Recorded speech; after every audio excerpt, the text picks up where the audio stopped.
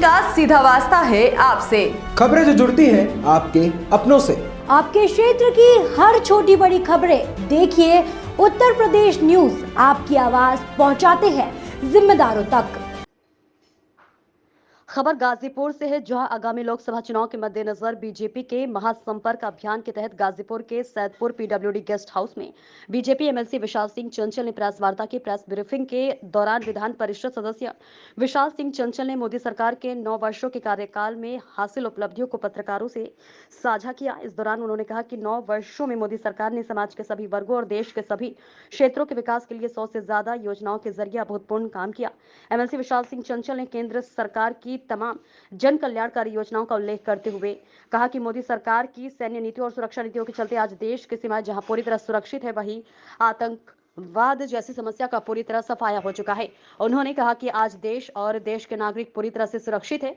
उन्होंने कहा कि केंद्र सरकार की योजना के दम पर आज करोड़ों परिवार के साथ शौचालय और पक्के आवास उपलब्ध है। एमएलसी विशाल सिंह चंचल ने कहा कि पूरे देश में यातायात को सुगम बनाने के लिए मोदी सरकार ने तमाम हाईवे, एक्सप्रेसवे और सड़क मार्गों का जहां निर्माण किया, वहीं पिछले 9 वर्षों में हवाई यात्रा के लिए एयर कनेक्टिविटी के क्षेत्र में अभूतपूर्व काम किया है।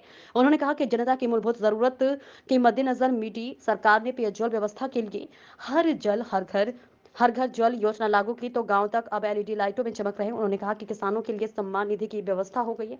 यह तकनीकी कृषि मोदी सरकार ने कृषि क्षेत्र को उन्नत बनाने और किसानों के विकास के लिए कोई कोर कसर नहीं छोड़ी। एमएलसी विशाल सिंह चंचल ने इस दौरान मोदी सरकार के 9 वर्षों के कार्यकाल में गाजीपुर में हुए विकास कार्यों को भी गिनाया। उन्होंने इस दौरान जिले में अंतिम चरण में निर्माणाधीन railway cum road, bridge, medical college, Purvanchal expressway, Varanasi Gorakhpur 4 लेन का उल्लेख किया। माननीय प्रधानमंत्री जी के 9 साल पूर्ण होने के कार्यक्रम में एक प्रेस वार्ता रखी गई है, तो इस पे विस्तार से जो केंद्र सरकार की हमारी 9 साल की जो कार्य हैं मोदी जी के द्वारा किए गए हैं, उस पे एक चर्चा, एक प्रेस वार्ता थी। तो मुझे याद है कि आप सबको ध्यान में होगा कि देश के एक प्रधानमंत्री थे जो कहते थे कि मैं 100 रुपया दिल्ली से भेजता हूँ तो 15 पैसा गरीब तक पहुँचता है। तो मैं वो दिन भी आपको याद दिलाना चाहता हूँ। और आज का दिन है, आदरणीय प्रधानमंत्री जी के 9 साल बीत गए। जो टेक्नोलॉजी का उपयोग केंद्र सरकार ने किया है कि आज 70 साल से जिनको आवास नहीं मिले, आज कितनी बड़ी संख्या में प्रधानमंत्री आवास पूरे देश में बन रहे हैं। आप अगर पिछले कई त्रासदियाँ आपने देखी होंगी या कई बीमारियां फैली, जैसे पोलियो था, 50 साल लग गया पोलियो की वैक्सीन बनाने में, पोलियो ड्रॉप घर घर तक पहुंचाने में। तो कोरोना जैसी सदी की सबसे बड़ी त्रासदी में आदरणीय प्रधानमंत्री जी द्वारा 2 स्वदेशी वैक्सीन बनवाई गई और उसका जिस तरह से क्रियान्वयन नीचे तक हुआ, 130 करोड़ की आबादी में उस वैक्सीन को लगाया गया, उसके बूस्टर डोज लगाए गए। तो आज देखिए कोरोना पूरे देश में आज क्या स्थिति है। अगर यही कांग्रेस की सरकार होती तो आप कल्पना करिए कि आज क्या भयावह स्थिति होती। आज इतनी बड़ी जो त्रासदी थी उससे हम सब बाहर आ गए। आज सब हम लोग, ये आम देश की जनता अपने कार्य में लग गई है। आज चाहे शिक्षा की बात करें, रोजगार की बात करें, चाहे सड़कों की बात करें, बिजली की बात करें, लोगों की दिनचर्या की बात करें, देश की सुरक्षा की बात करें, समृद्धि की बात करें, जिस तरफ भी हम नज़र डालें, इस 9 वर्षों में भारत को बहुत कुछ मिला।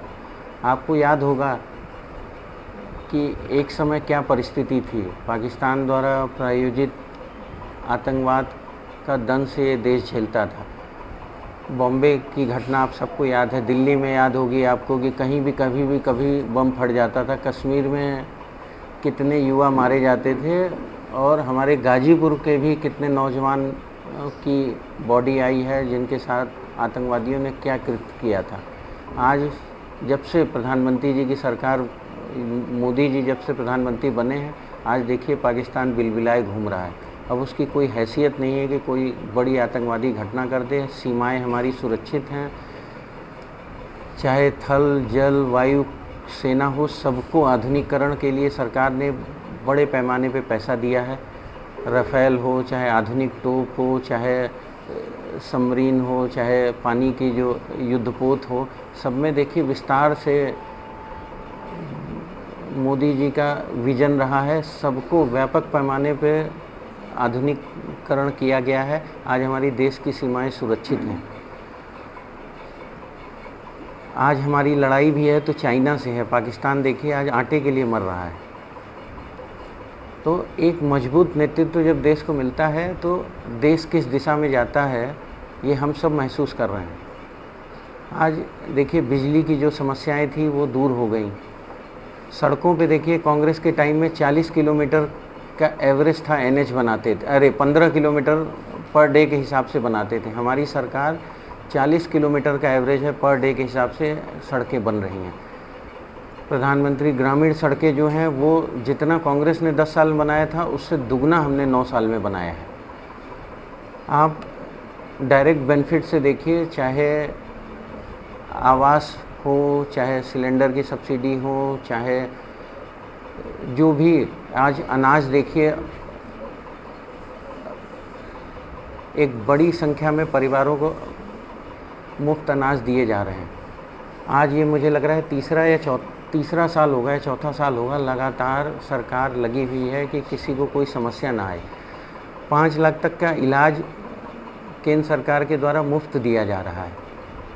कोई गरीब हो इलाज के लिए उसको, उसकी पत्नी, उसके बच्चों को ये नहीं सोचना होगा कि हम क्या बेचें, हमारे पिताजी बीमार हैं, हॉस्पिटल में एडमिट हैं। 5 लाख तक के इलाज की उन्हें कोई समस्या नहीं है। आज देश की समृद्धि एक तरफ बढ़ रही है, एक तरफ गरीबों पे भी सरकार का फोकस है। स्ट्रीट वेंडरों को देखिए, जो रेडी पटरी वालों को भी सरकार जो लोन दे रही है, तो ये भी सरकार का एक विज़न है कि हम हर तरह के व्यापारी को उनके जीवन में बदलाव आए, उन परिवर्तन आए, लोन किस तरह से आसानी से मिल सके, वो अपना व्यापार सुगम कर सके, लोगों को रोज़गार दे सके। इस पे भी सरकार ने बड़े पैमाने पे काम किया है।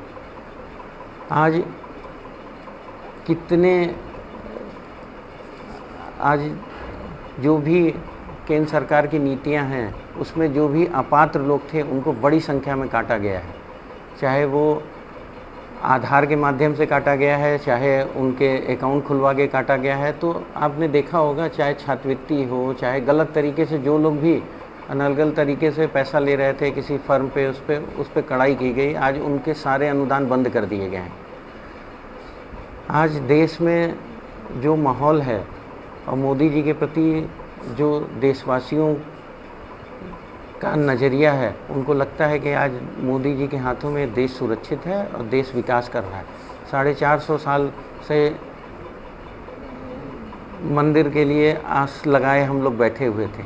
आज मंदिर बन के तैयार है। मुझे लग रहा है जनवरी में हम सब उसमें बड़ी संख्या में गाजीपुर के लोग भी, उनकी मुराद पूरी होगी, वो भी राम लला के दर्शन करेंगे। अब अगर स्टेट गवर्नमेंट अगर गाजीपुर पे बात करूं तो करीब 6000 करोड़ की परियोजनाएं केंद्र सरकार द्वारा स्वीकृत हैं। आज ये जो सड़क है आप देख रहे हैं, बनारस से सैदपुर होते हुए गोरखपुर जा रही है, ये सड़क आज इसकी मांग नहीं थी।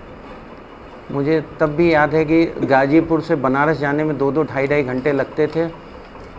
इतने रेलवे के ब्रिज थे, ये थे, लोगों को इतनी परेशानी होती थी। एक बार अगर रेल का फाटक यहीं सैदपुर का बंद हो जाता था, आधा घंटा, 45 मिनट, 1-1 घंटा लोग इंतज़ार करते थे। घंटों जाम में मरीज, बच्चे स्कूल के करा जाते थे। आज देखिए 1 घंटा लगता है गाजीपुर से बनारस पहुंचने में। इलाज के लिए हर चीज़, छोटी से छोटी बीमारी के लिए रेफ़र करना पड़ता था बनारस। हम लोग क्या सोर्स सिफारिश आती थी कि BHU में एडमिट करा दीजिए, कपिल चौरा में करा दीजिए। आज हमारा खुद का माननीय प्रधानमंत्री जी द्वारा शिलान्यास किए गए मेडिकल कॉलेज बन के तैयार है। 3रे साल की आज पढ़ाई हो रही है। मुझे लगता है 3-3.5 हज़ार लोगों की डेली की OPD है। रेल कम ये ब्रिज अपना लगभग बन के तैयार है। डबल डेकर ब्रिज है, नीचे से रेल जाएगी, ऊपर से भारी वाहन जाएंगे। तो ये भी 3-4 महीने में हमें लग रहा है उद्घाटन के लेवल पे ये भी आ जाएगा। पूर्वांचल एक्सप्रेसवे देखिए, आज बनारस से पहले गाजीपुर वाले लखनऊ पहुंच जाते हैं। तो जो भी सरकार ने बिजली का जो काम किया है केंद्र सरकार ने, आज गाजीपुर वो ज़िला है जहाँ कोई भी कस्बा नहीं है जहाँ बिजली से आच्छादित नहीं है। करीब मुझे लगा 1700-1800 करोड़ बिजली विभाग को केंद्र सरकार ने पैसा दिया था। तो 100 कुछ परियोजनाएं लगभग केंद्र सरकार की पूरी हो गई हैं और कुछ परियोजनाओं पे काम चल रहा है। तो इससे पहले 70 साल आज़ादी के हो गए थे, गाजीपुर जैसे पिछड़े ज़िले में किसी का ध्यान नहीं था। आज वो पिछड़ा ज़िला अगड़े ज़िले के तौर पे खड़ा है।